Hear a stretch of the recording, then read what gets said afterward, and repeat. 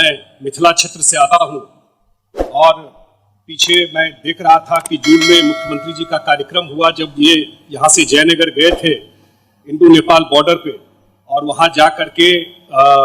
उस समय वहाँ दिक्कत भी हो रही थी काम करने में, और उसके बाद दरभंगा एयरपोर्ट को उन्होंने जा करके देखा। और अब आप सभी साथियों को जो मिथिला क्षेत्र से आज जुड़े हुए हैं कि दरभंगा एयरपोर्ट जब माननीय मुख्यमंत्री जी उड़ान स्कीम में तय हुआ कि बिहार में एयरपोर्ट बनना है, उस समय उन्होंने तय किया कि दरभंगा में एयरपोर्ट बनना चाहिए, और बिहार सरकार को जमीन देना था तो वो पैसा भी कैबिनेट से दे करके वो चला गया है और जो ट्रांसफर हो गया है, और जमीन ले करके और जल्दी ही वहां से उन्होंने बात भी किया जो भारत सरकार के मंत्री थे, और जो भी समस्याएं थी वहां डीएम को बोल करके उस समस्याओं का निदान किया गया और जल्दी ही ये एयरपोर्ट बन के तैयार हो जाएगा। उसी तरह मिथिला में दरभंगा में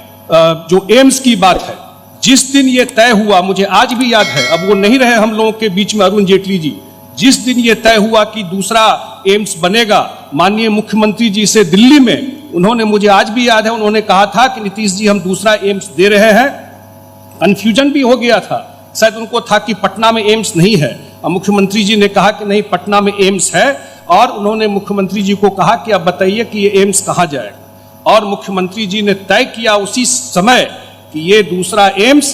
दरभंगा में बनेगा। मैं मिथिला के तरफ से, अपने तरफ से मुख्यमंत्री जी को धन्यवाद देता हूं कि जब उन्होंने एम्स बनने का तय किया, ये अडिग इच्छा शक्ति उनकी थी, नहीं तो कितना बार कितना पेच फंसा वो एम्स बनने में, कितनी समस्या हुई, आज वो एम्स दरभंगा में बनने जा रहा है। और बिहार सरकार का भी, और मैं केंद्र सरकार को भी धन्यवाद देता हूं जो मिथिला के लिए एक बड़ी बात वहां पर हो रही है। उसी तरह उस क्षेत्र में सिंचाई के लिए अभी मुख्यमंत्री जी ने तय किया कि पश्चिमी कोसी नहर योजना से वहां सिंचाई का काम होगा, और एक जो बहुत बड़ी योजना जो कोसी के लिए मुख्यमंत्री जी ने तय किया,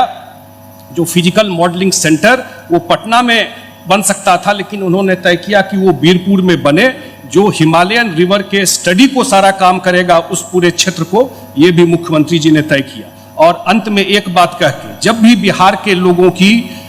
जो बाहर रहते हैं कोई बात उठती है, आपको पता है कि इतनी बड़ी संख्या में लोग इस कोरोना के पीरियड में आए, उनको देखने का काम हो, या बिहार का कोई बेटा, जो घटना घटी मुंबई में सुशांत सिंह राजपूत के साथ, और उनके परिवार ने जब मुख्यमंत्री जी को संपर्क किया, घटना तो घटी थी मुंबई में, और उनके पिताजी चाहते थे कि ये केस पटना में हो, और बिहार पुलिस ने एफआईआर किया उस केस पर,